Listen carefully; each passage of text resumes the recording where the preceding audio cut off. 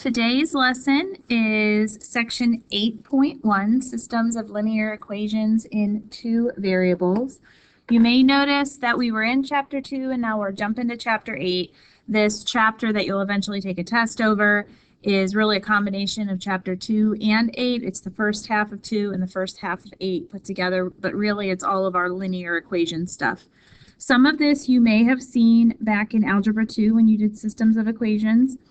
This lesson is first going to define what a system of equations is. So a system of equations, or linear equations, that we're going to be focusing on right now is a system or a set of equations that contains two variables.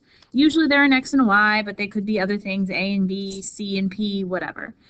When we are solving a system, we are looking for points where our functions intersect one another, and that's going to be a big idea. We're going to start by looking at this with graphing, but we're going to try to ultimately build up to being able to do this algebraically because the graphing can be a little bit tedious.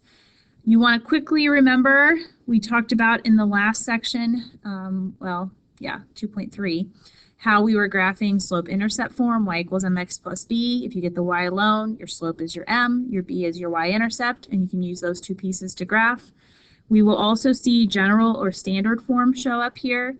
You can graph that, again, easiest by probably putting it into slope-intercept form. You could also calculate the x and y intercepts, what we did back in section 2.1, and that's another way to graph. Okay, so let's start the first one using our graphing method. Here we have our system of two linear equations. The first is y equals negative 2x plus 3. The second is y equals 3x plus 5. You'll notice that both of these already are in that slope-intercept form, so we can go ahead and just name our slope, our m, and our y-intercept, our b. So slope, the number in front of my x, negative 2. Y-intercept, the number all by itself, is a 3. Same thing for the bottom equation. My slope is 3, and my y-intercept is 5. I'm going to go ahead and do these in two separate colors when I graph. The first one, I find my y-intercept, point on my y-axis at 3. From there, I want to think of this like a negative 2 over 1. I want to go down 2 and right 1. And you can do that a couple times if you want. From there, you can make your line. And let me see if I have a line tool that can make this kind of pretty. Maybe something like that. And then you can do the same thing for your second line. I have a y-intercept of 5. So let me get that as a point on here. My next slope is 3. Again, you can think of it like a 3 over 1 if we're thinking rise over run. So I'm going to go up 3, right 1. From there, I'll get my line tool to make it look nice and connect the dots. So it looks like part of my line didn't show up there. Get arrows on everything because we know these lines are going to continue indefinitely. And there is our system graphed. Now remember, the solution here is the intersection of the two lines.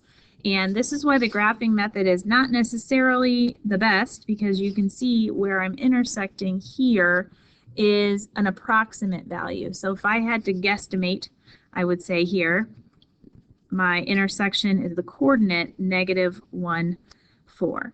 You can check this using the intersect function in your calculator. If you want to do that, you're going to graph both equations in y equals. Remember, you may have to turn your plot off, and you may have to hit zoom 6 to go back to standard window. From there, you can hit second trace, which will take you into the calculate menu. Select intersect, which is number 5. And then hit enter 3 times. And at the bottom of your screen, it should tell you negative 1, 4 or something approximately at that coordinate would be the solution to the system. Okay, let's try another one. You'll notice that both of these are not in slope-intercept form, so we have a couple different choices here. The first choice is you could get the y alone, so I think I'm going to do that for the bottom one. 4x plus y equals -1. If I want to isolate the y, it's as easy as moving the 4x to the other side. So -4x minus 1 if I want to keep it in the order I usually see with slope-intercept form. And that -4 is my slope, and the -1 is my y-intercept. To graph that, I'm going to make a point at -1. Slope is -4, so I'm going to go down 4, right 1, and I'm not going to grab my line tool here. We'll just make it as straight as we can. There is my second line. Now the first line, I can do the same thing if I want, but I do want to show you that intercept method.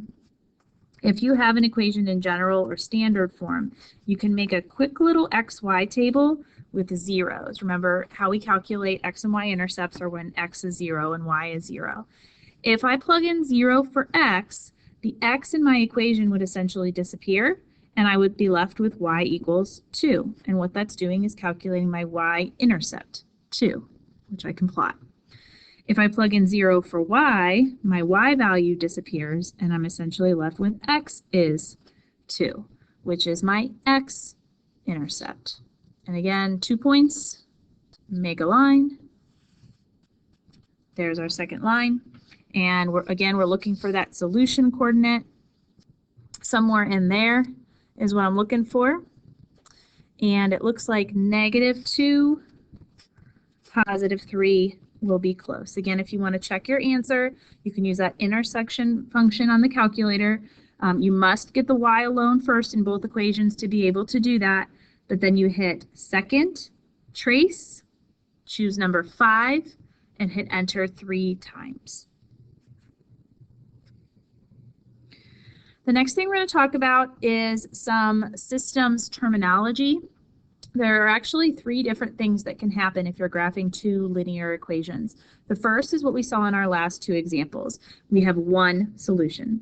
If you have one solution, we call that system consistent and independent, meaning the lines are independent of one another.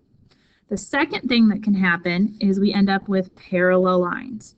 If you have parallel lines, they never intersect, so we say that they have no solution, and we label that system inconsistent.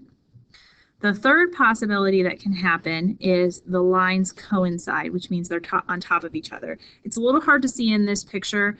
You can see in the other ones we have a pink and a blue line. In this third picture at the bottom, it's actually like a dark purple line, meaning the lines are on top of each other. If we have 2 lines that are exactly the same, we say that there are infinitely many solutions, and back in the day you probably wrote an infinity sign with many when you were naming that solution.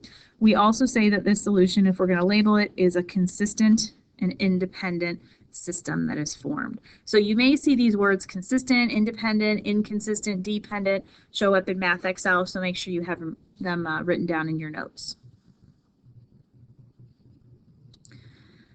The other method of solving that we're going to talk about in this lesson is the substitution method, and I have the 5 steps that we're going to use written at the top here. Again, these should be familiar to you from a previous math class.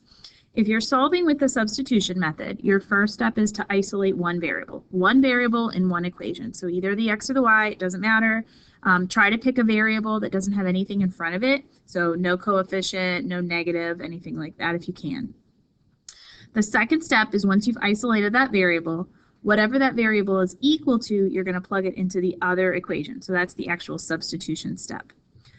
For step 3 now, you'll have a new equation with all the same variables, either all x's or all y's, and you'll be able to solve for either that value x or y that's left. Once you have solved for that first value in step 4, you can then plug that back into either of the original equations and solve for the other half of your coordinate that you're missing. If you want to check your work, you could check it by graphing, check it with your calculator, or check it by plugging your answer back into both equations and make sure it works in both. So let's go ahead and do this first one together. I have a system of linear equations, and if I want to solve using substitution, I need one of those variables to be alone first. It doesn't matter which one I choose, but to make it easy on myself, again, I want to pick something that doesn't have anything in front of it. So let's say I want to get that y in the bottom equation alone. To do that, I'm going to move the 2x to the other side. So now I have y equals 7 minus 2x. That's step 1. Step 2 says circle basically what the variable's equal to and replace that variable in the other equation with what you have in the circle there, so 7 minus 2x. When we say y equals 7 minus 2x, it means 7 minus 2x is the same thing as y. So anywhere we see a y, we can replace it with 7 minus 2x. So now that first equation is going to change. Instead of x minus y, and I'll write that down, equals 5, if I replace the y, now I have 7 minus 2x in its place. And you can see I have all x's left in my equation now. It's very important that when you substitute, you put it in parentheses because you'll often have to distribute. Like this problem, I have a negative or a subtraction in front of that parentheses. I need to distribute that negative in. Make it negative 7 plus 2x is 5. Combine like terms, x and 2x gives me 3x. From there, add 7, so 3x is 12. And finally, when I divide, I'll get x is 4, and that's the first half of my answer. Now remember, when we're solving a system, we're looking for a coordinate. So right now I know my coordinate has, or my point has an x coordinate of 4. We need the y that goes with it. To get the y that goes with it, you can plug x equals 4 into either of the original equations. Let's say I use that bottom equation. I had 2x, but now I know the x is 4, plus y, which I don't know, is 7. That means 8 plus y is 7, so y is negative 1, and that's the missing part of my point. So my final solution is the coordinate 4, negative 1. Again, if you want to check it, you can graph both of these equations, and you can do that in your calculator also, as long as your y is isolated. Or you can plug 4 in for both x's in these equations, negative 1 in for both y's in these equations, and make sure that you get true statements for both. Same steps for this one. Again, I wrote the steps at the top if you need to refer back. First step, we need to get one of the variables alone. Doesn't matter which one. It looks like that x on top is going to be a little bit easier. So if I want to get that x alone, I'm going to add the 2y to both sides.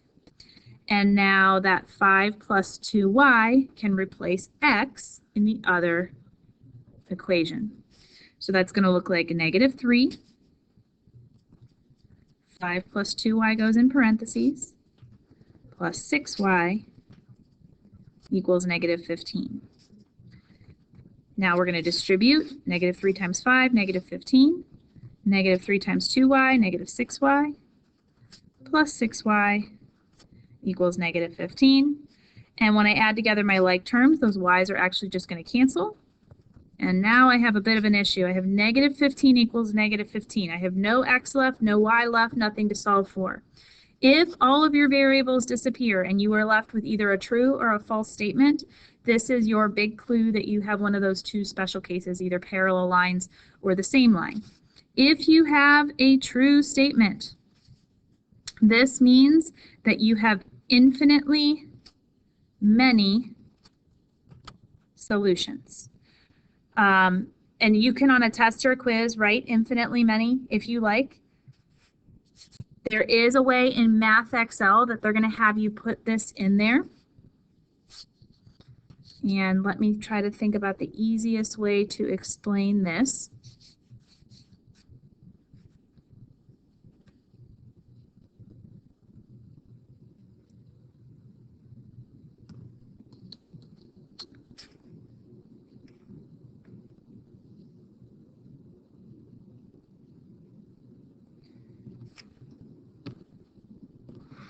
Okay, so how Math Excel is going to want you to answer this is, first of all, they're going to ask you what type of system you have. So let's just refresh very quickly what we were looking at. If we had the infinitely many case, we said it was consistent and dependent. So we'll label it consistent, dependent. And then they're going to give you this form of the answer. They're going to say x, and then they want you to list all the y values that would go with that x. Now, the easiest way to do this is to isolate y in one of the equations, which we didn't do here. We had isolated the x. So let's say I go back. If I have let's say x minus 2y equals 5, and I want to isolate the y. I would subtract x to the other side, so 5 minus x, and then divide everything by negative 2, which would leave me with a negative 5 halves plus an x over 2.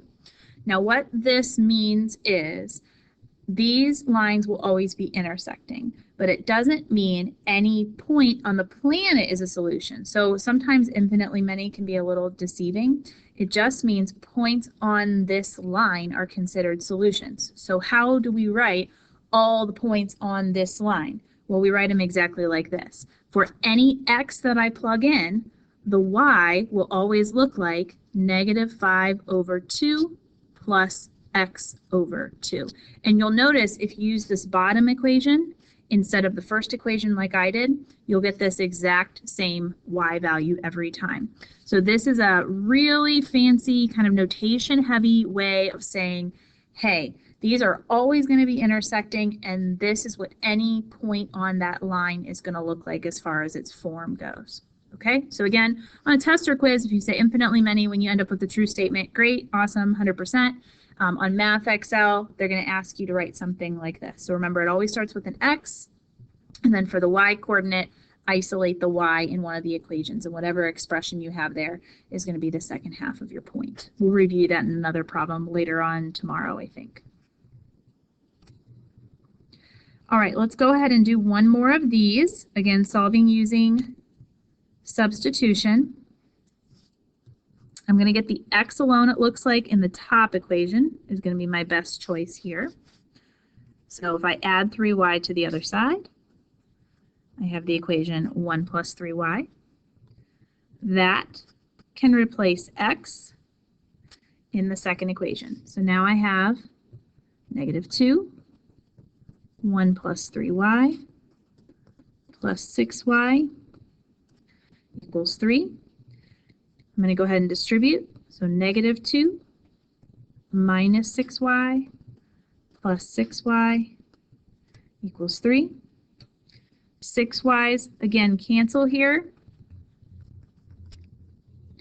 And I have negative 2 equals 3. Again, all my variables are gone. One of our special cases, this time negative 2 does not equal 3, so we say false. And then we would say that that means this system has no solution. Now remember what that means. We're looking for an intersection, so these lines are never intersecting, which tells you you have parallel lines.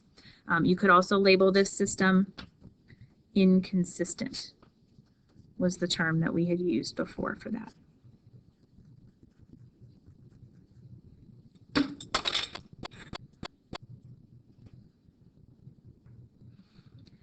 Last problem, go ahead and try this one on your own.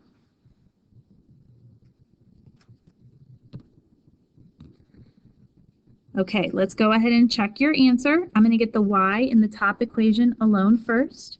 So y equals negative 3 plus 2x. I'm going to plug that into the bottom equation for y. So now I have, take the y out, put negative 3 plus 2x in its place. Gives me 6. Distribute that negative 2. Negative 2 times negative 3 gives me 6. Negative 2 times 2x gives me negative 4x. And now combine my like terms. 4x and negative 4x cancel. And oh, again, it looks like we have one of our special cases. We have a true statement, which you could always label this as consistent and dependent, was what we called this type of system. And it's where you have infinitely many solutions, meaning any point on the line is considered a solution because the lines are always intersecting. If you're in Math Excel, which I told you we would have a little extra practice, I guess it showed up today instead of in tomorrow's lesson, your form's always going to look something like this.